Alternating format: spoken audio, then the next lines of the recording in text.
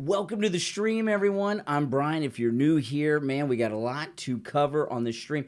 I wanted to talk and share this Tucker Carlson, Russell Brand interview. Well, Tucker Carlson was interviewed by Russell Brand, and it really is an amazing interview. And quite a few things came out which are just amazing. And in this interview, you get an inside look as to why Fox News fired Tucker Carlson. And I'm going to play some clips from it, and we'll talk about it as we go. But, you know, Russell Brand and Tucker Carlson, you know, what they talk a lot about is how the legacy media, the corporate media, the state-controlled media, how they just don't want conversations taking place about a whole bunch of things for all kinds of reasons. And there, you know, if you turn on your CNN, your Fox News, MSDNC, MS13BC, whatever you want to call it, you know, you see the same handful of stories being rehashed over and over again. And none of them are really any of the stories that are facing us in this country or the world. It's all about state-controlled media, controlling thought, controlling opinion. And now we have all these new platforms. And the thing about Tucker Carlson that is absolutely amazing, Fox News put the last nail really, in the coffin of the mainstream media, because he's gone rogue. He's doing his show on Twitter that he's only allowed to do because of Elon Musk. I'm sure these establishment Republican uniparty people are like, why did we let Elon Musk buy Twitter? If they would have seen in the future that Tucker Carlson was going to use Twitter like he is now, the government would have stopped Elon Musk from buying Twitter. But he's got it. And so we've got Tucker Carlson is the biggest person ever with the largest following ever to go non-traditional media. You know, there have been a lot of people that were in the mainstream media over the last few years that have gone to places like here on YouTube or something, but no one at the level of Tucker Carlson with what he was going out on. You know, Tucker Carlson, if you remember, and then we'll get to the clips from the interview, but if you remember, what really happened with Tucker Carlson was when Kevin McCarthy gave Tucker Carlson and his team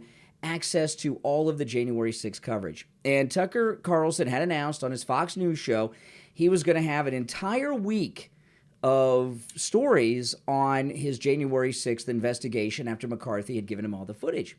He only had one night, and it was with the Viking, the shaman. Just one night, which was revealing. It was unbelievably amazing, and it was so spectacular that the shaman got released from prison early because of Tucker Carlson's one night, Monday night.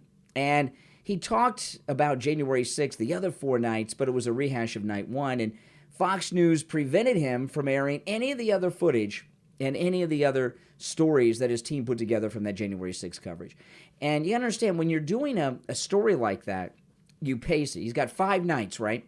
So night one is if you're doing something like that, is something really, really good, okay? But it's not the best. You take off with a really good story, and then you got another good one, and then at the end of the week, you have the big kahuna. And we never got there. We just got one.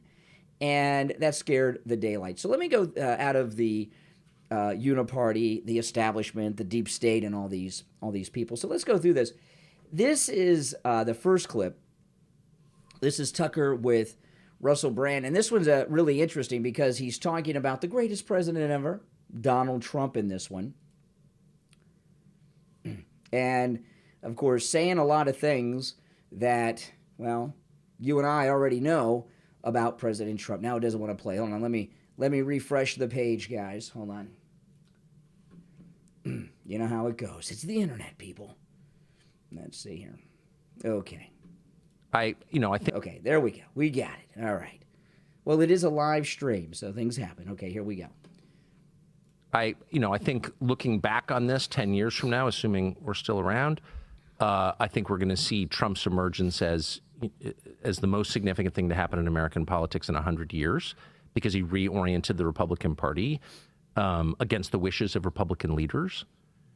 But when I think about Trump right now, so it's July of 2023, I'm struck by his foreign policy views. Trump is the only person with stature in the Republican Party, really, who's saying, wait a second, why are we supporting an endless war in Ukraine? And that, leaving aside whether Trump's going to get the nomination or get elected president or would be a good president, I can't even assess that.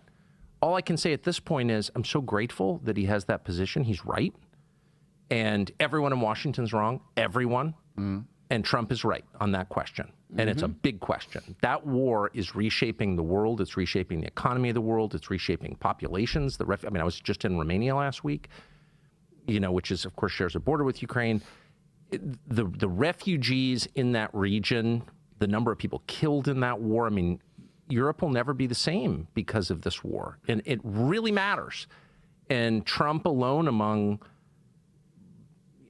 popular figures in both parties understands that, and I'm grateful for it. Whether he gets the nomination or gets elected, words really matter. Saying something true out loud matters.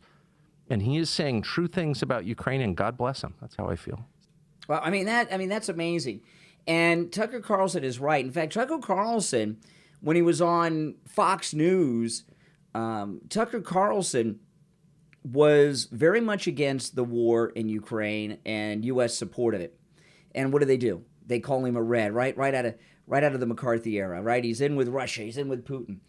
And, of course, I talk quite a bit about this war and how it's not just a coincidence that after 20 years of war in Afghanistan ends, like 5 minutes later, they got us into a new war. And when he says Trump is the only one at that level who's standing up and saying, no, we have no business being involved in this.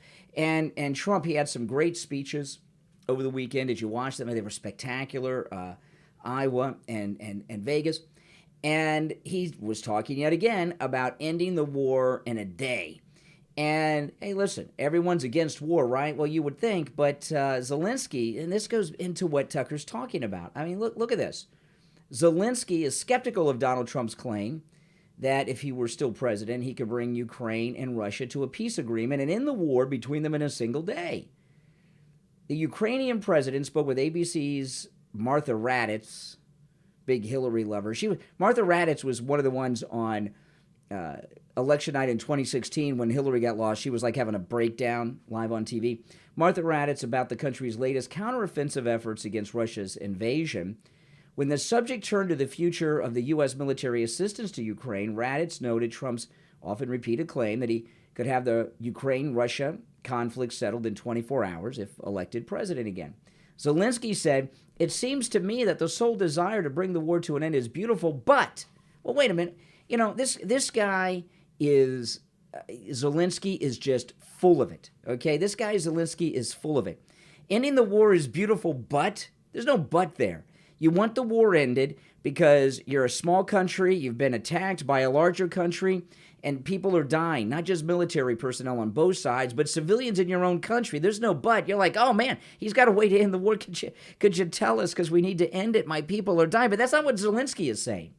So Zelensky says, it seems to me that the sole desire to bring the war to an end is beautiful, but, which is insanity, this desire should be based on some real-life experiences.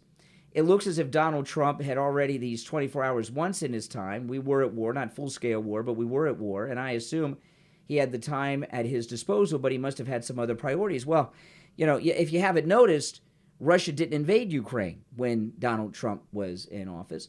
While the Russian invasion of Ukraine began after Trump was out of office, Zelensky was referring to the years of tensions between the two. Well, tensions is not a war.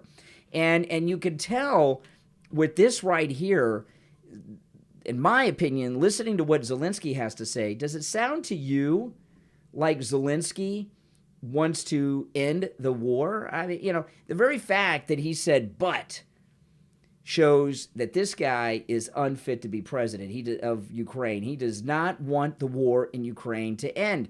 Because why? The same reason people in this country don't want it to end in Washington. It's big money.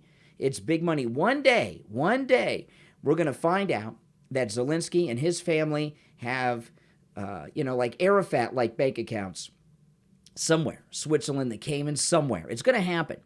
And one day, Zelensky's going to end up fleeing Ukraine. Remember, a couple weeks back, Zelensky said that if the war is going on, there will be no national election. So he has made himself president for life, basically. He's appointed himself dictator. No elections during this war in Ukraine, Zelensky said. So he's making himself a dictator, and eventually, you know what happens to dictators? They have to flee, they have to run.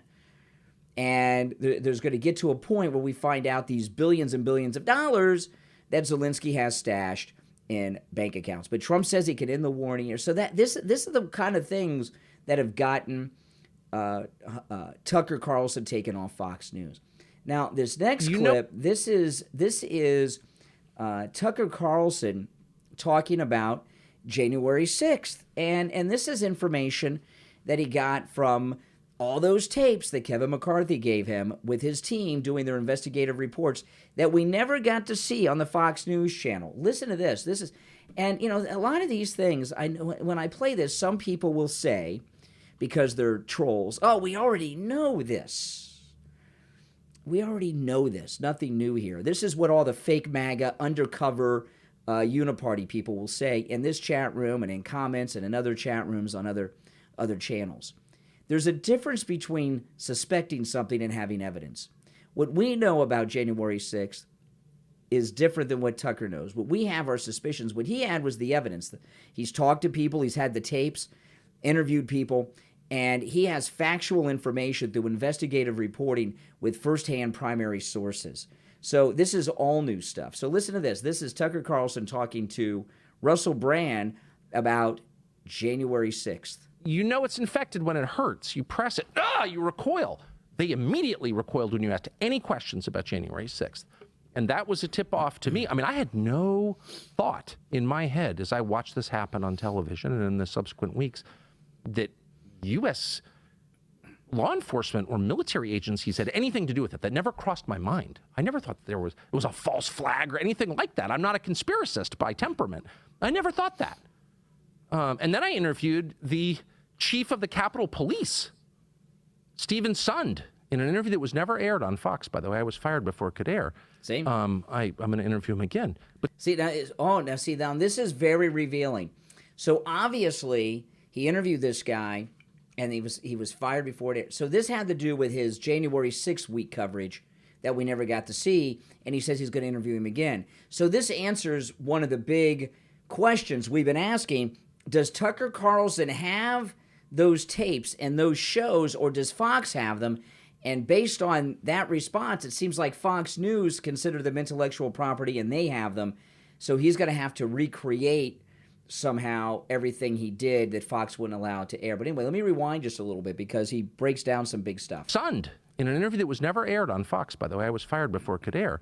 I'm going to interview him again. But Stephen Sund was the totally non-political, worked for Nancy Pelosi. I mean, this was not some right-wing activist. He was the chief of the Capitol Police on January 6th. And he said, oh, yeah.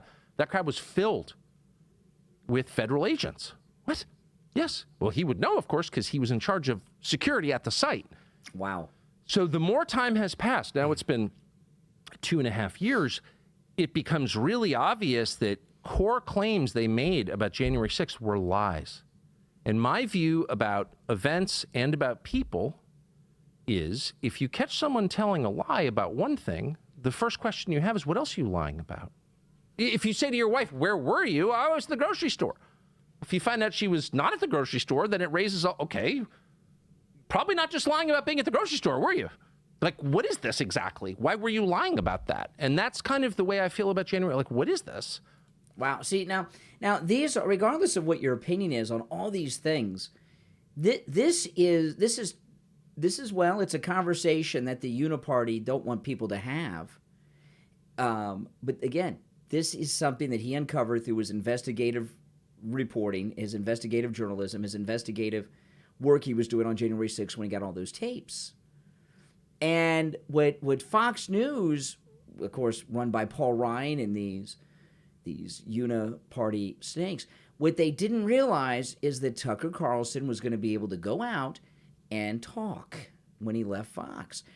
And I guess he had a contract that allowed him to do such things because they really haven't made a big move to try to stop Tucker Carlson. They fired people before, but they've kept them off the air for a year or two. So by the time they're back, and none of them that were fired were doing any major investigative reporting at the time, right? Roger Ailes and Bill O'Reilly, Eric Bolling, and others weren't involved in something major investigative journalism like Tucker was. And they don't have control of him, and he's out there talking, and it's beautiful stuff. And this is what they don't want people to be talking about. That. And that's kind of the way I feel about January. Like, what is this? They're clearly lying. That's provable. Why? And, I'm the last person. I'm often accused of being a conspiracy nut. I'm the opposite. I grew up in a very stable country, the United States, in the 70s and 80s, where people didn't indulge in conspiracies because there weren't any obvious ones afoot, right? I mean, we took things at face value. We trusted our government by and large. But the amount of lying around January 6th, and it was obvious in the tapes that I showed, is really distressing. And anyone who's covering for those lies should be ashamed of himself. And that would include almost the entire American media, including Fox News. People at Fox News. Fox News, to its great credit, let me air that, and I'm grateful that they did. But there are people there who were mad at me for airing that. Really, why? If you think I'm cherry picking it and taking it out of context, show me where. And by the way, I didn't make the claim that it was entirely peaceful. It wasn't. Police officers were injured.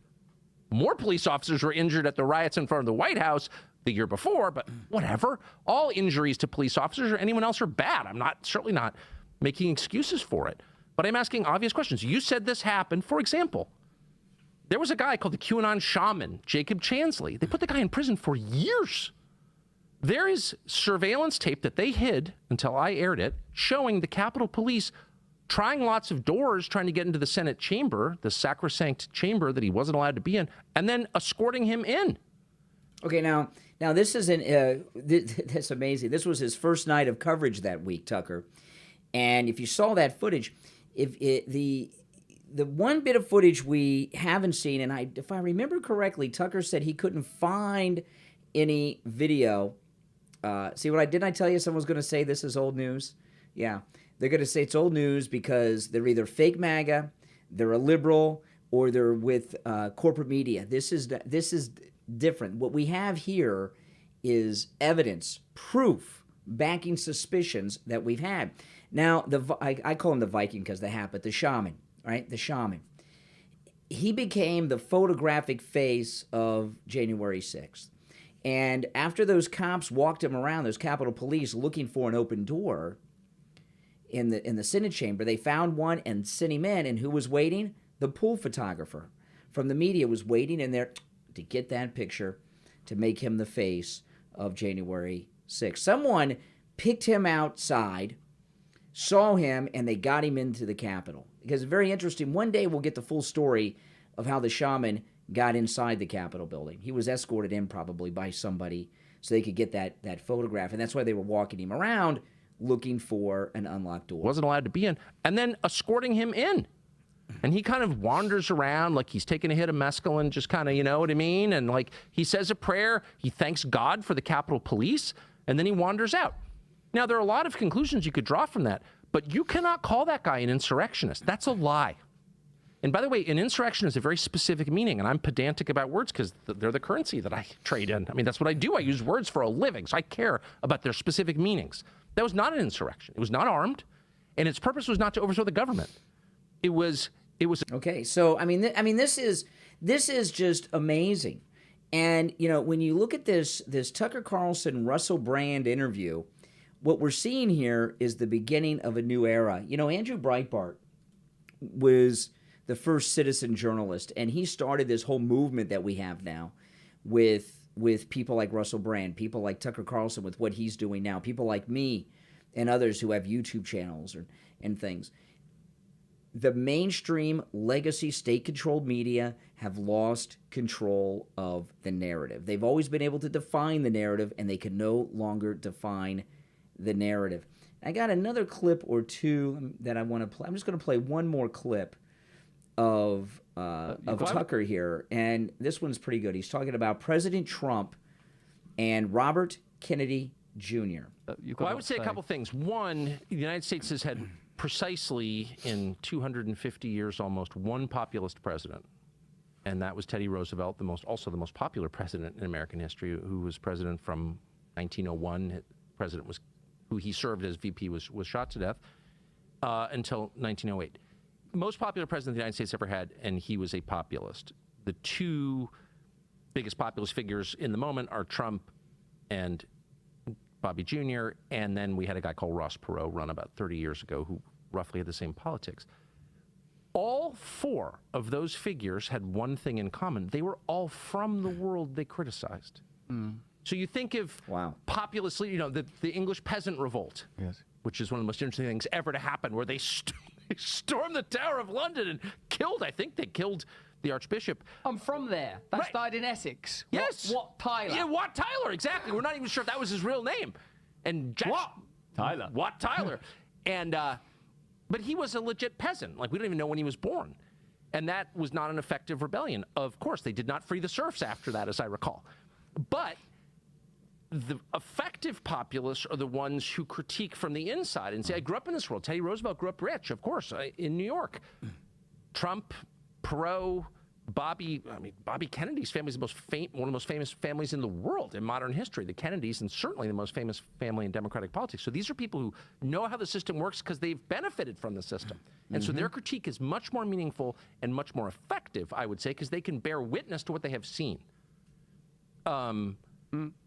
I don't think Trump has changed politics in Washington. I think the parties both have been very resistant to any kind of reform, and that's very foolish. That's a Ceausescu move. You see things changing around you, and you can't metabolize it. You can't sort of change with the moment, and then you meet a bad end when you become that rigid.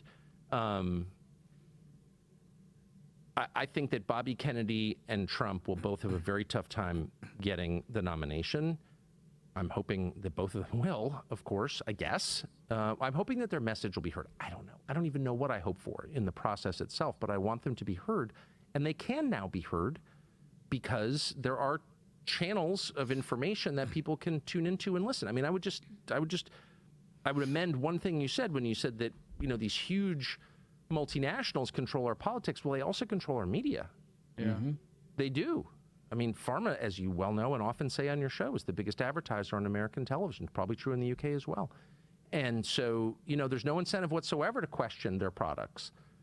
And now we have, because of the social media companies, Twitter and Rumble and probably others, we have less filtered sources of information with fewer gatekeepers and a higher probability you'll hear something true. I think that's a huge change. When he says there's a higher probability that you will hear something true, I've never heard someone make that statement exactly like that before. And I watched this interview yesterday, and then I watched it again. And I watched it again because this is my opinion. I've seen a lot of interviews with a lot of people in my time. This is one of the most important interviews that's ever been done. One of the most important interviews that's ever been done. And I know there's been big, important people and newsmakers over the years that have been interviewed, like, Bin Laden was interviewed, and, people like Saddam Hussein. But nothing came out of those interviews. Nobody said anything or asked anything. There was nothing revealed. There was no shocking opinion. There was no truth. And this interview of Tucker Carlson by Russell Brand is the most honest interview, the most revealing interview I have ever seen with any newsmaker. And that comment that he made there, a higher probability that you're going to hear something true, I was like, wow. Because everything we're hearing through the media that we've had all our lives has been lies and false narratives and push media, pushing you to think something like, if you don't support the war in Ukraine, you're not supporting democracy, even though he has suspended elections as long as the war goes on, and the war could go on for the rest of his life, if he really wanted it to, And I just thought, wow, that's insane, that comment there. Now, this interview has been viewed in its entirety by many millions of people, and it's being talked about it's being talked about and discussed by millions more. We're going to see, sooner rather than later, would be my guess, Fox News come in and try to shut down Tucker. All they've really done is send some cease and desist and everything, but there's too much truth. There's too much looking at how the sausage is made in the mainstream media. Are they going to let him continue with this? I don't know if they'll be able to stop him, but they're going to try hard.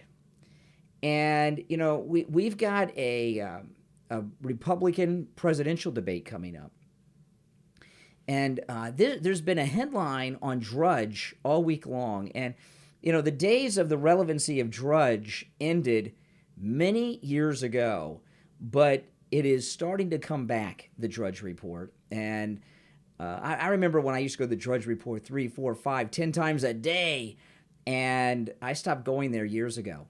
Until recently, they started reporting some news.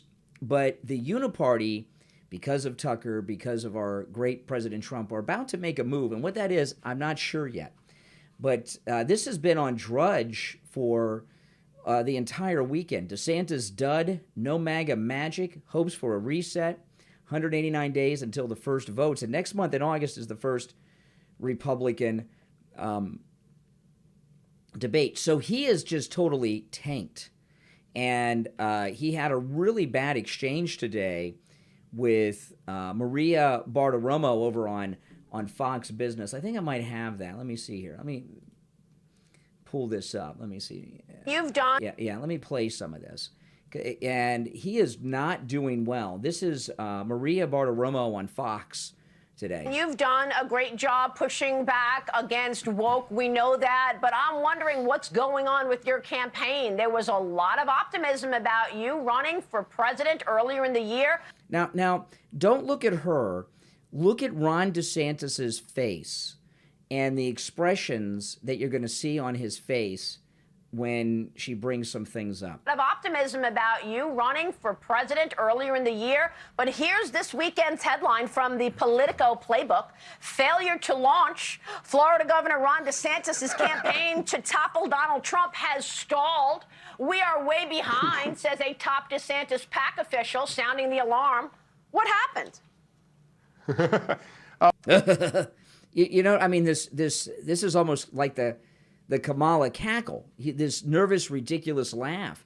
He is like 50 points at Trump, and he's like at 20-something points. In some polls, DeSantis is in the teens.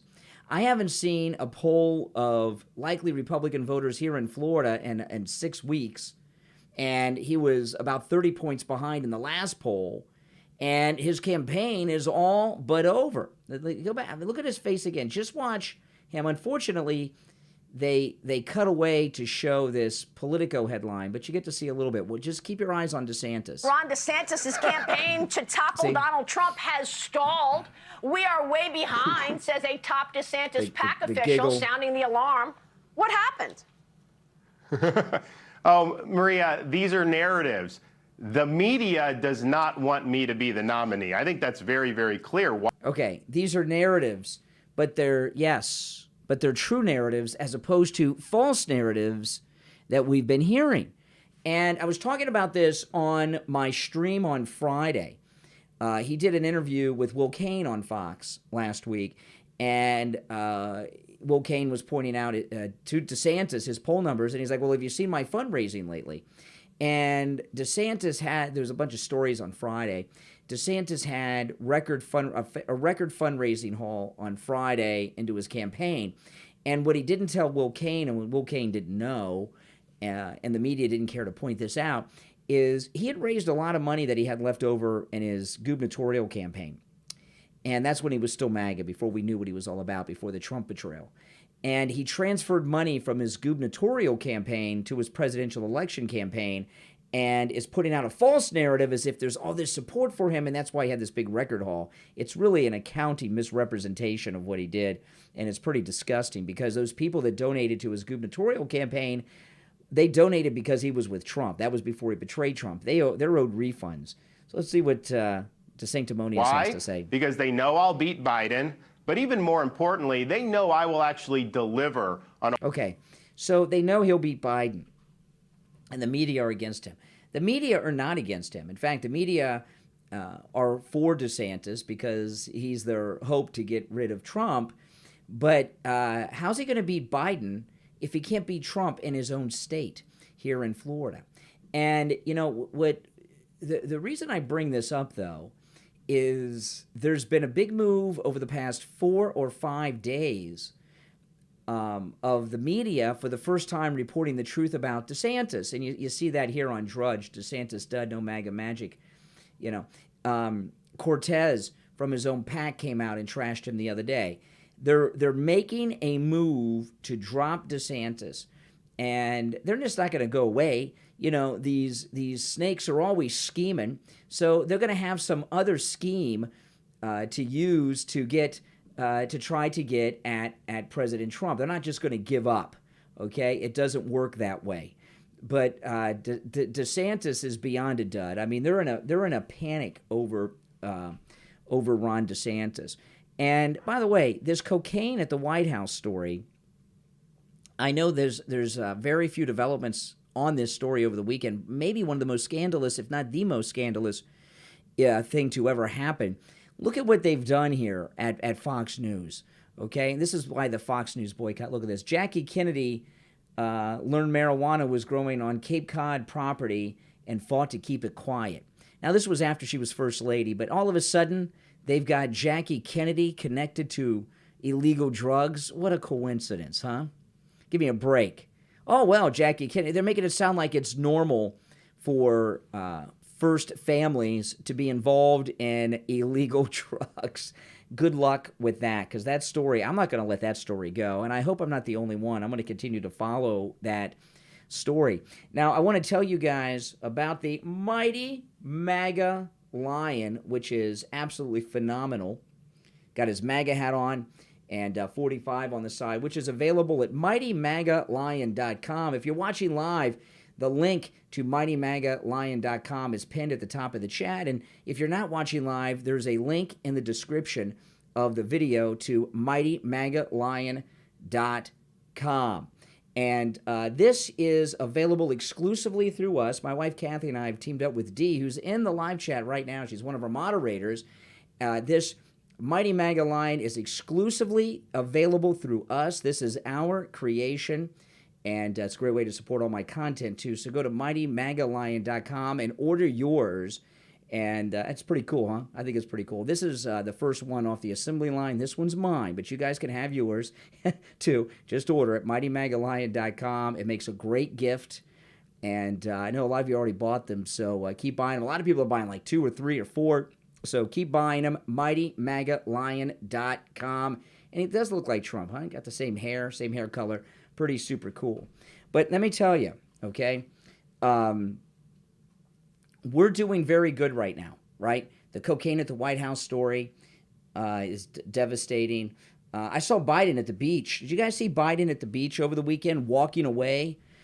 The guy couldn't even hardly walk. It was really bizarre. And you know what I thought was weird about that beach thing? The other people laying out on the beach didn't even seem to take note that Biden was there. It was almost like when you watch a movie and there's very famous people starring in the movie, and all the extras, you know, are doing whatever they're doing like they're not even there. It was almost like they were extras at the beach. I mean, I don't care. I mean, if I were at the beach and Biden was there, I'd be looking. You would be too. But no one was even looking and taking pictures. It was almost like they were planted extras. But he couldn't even hardly walk away. It was pretty pathetic. But we're on top of the world right now, okay? The cocaine at the White House story is developing all kinds of things. And when they come out with this report of no findings, it's going to make it worse. DeSantis is tanked, and Trump's doing very, very well. Now, next month, though, Trump's got, you know, the court case starts here in Florida on that trumped-up documents case. I'll talk about that again in the future. I'm not going to get into that right now. That's Steve King calling me. I'll have to call him after the stream. But, the thing about this moment in time right now, this is when we've got to be most cautious. Believe me, these uniparty people aren't sitting around and saying, well, Trump's beat us, we're done. They're always scheming. They're always running some racket, and they're getting ready to make a move. They may not even know what their move is yet. And it seems to me what they're probably trying to do is, what are we going to do about DeSantis? We got to get rid of DeSantis, but we've got to have somebody else to plug in there after DeSantis. So let me know in the comments, what do you think the Republican establishment uniparty plan is as far as a DeSantis replacement?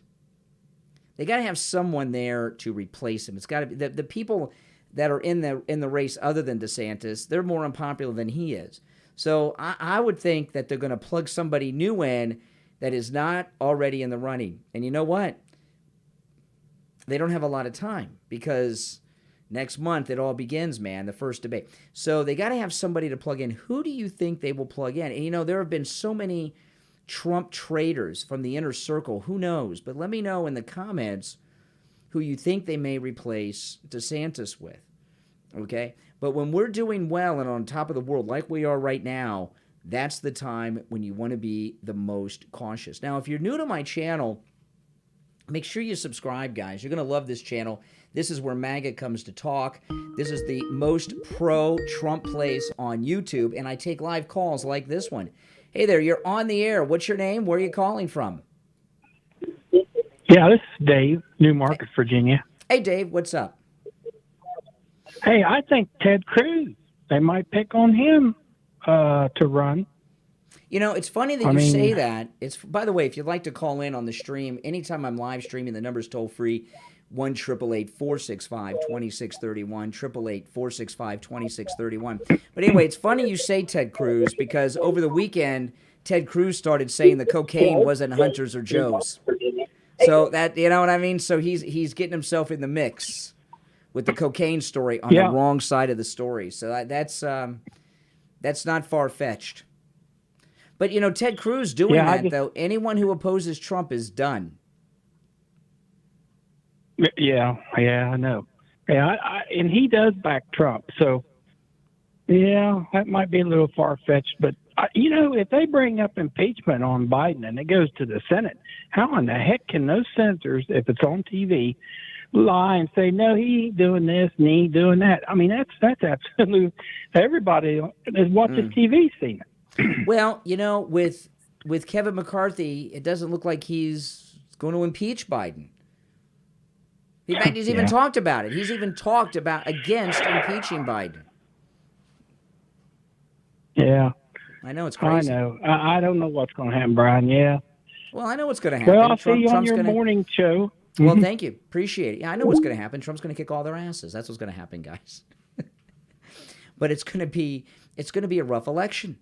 It's going to be a rough period because, what's going on here right now, it's not just the political class losing their power. It's the media are losing their power because of what I was talking here with Tucker Carlson and Russell Brand and others.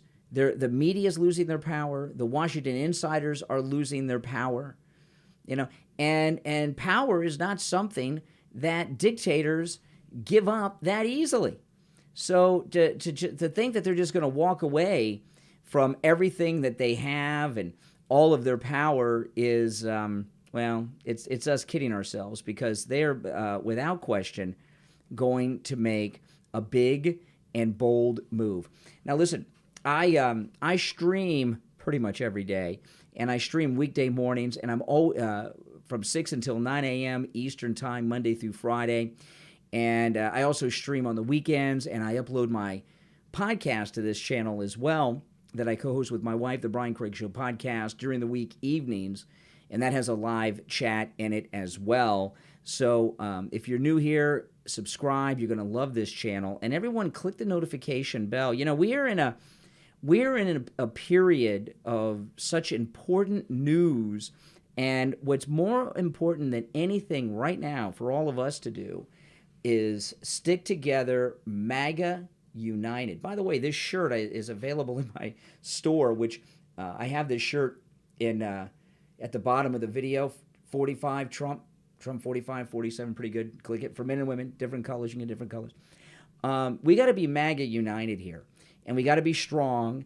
And no, we've got there's a lot of snakes against Trump right now, and I must say, I was so impressed by his speeches. And President Trump, if you've noticed, has taken a different tactic in this campaign than his previous two campaigns.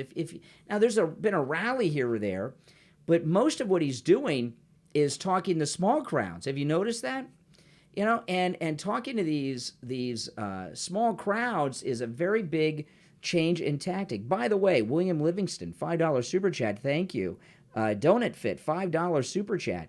Thank you for that. And Donut Fit says there's a big chance Vivek outpaces Ron after the debates and takes the second spot. That is true, but Ramaswamy, you got to be careful of this guy. We don't know too much about him. And being in second place doesn't mean you're really competing with Trump, right? If you're 30, 40 points behind, are you even really in second place? Are you even really a player? I don't know. But during this period, we're all, there's these rats that are running away from Ron DeSantis, like Cortez. They're not going to just run over to Trump and say, okay,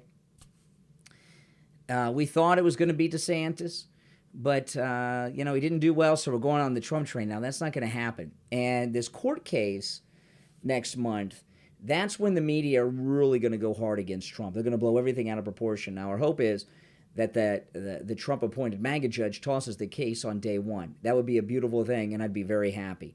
But, hey, you can't count on something like that. It's almost too good to be true.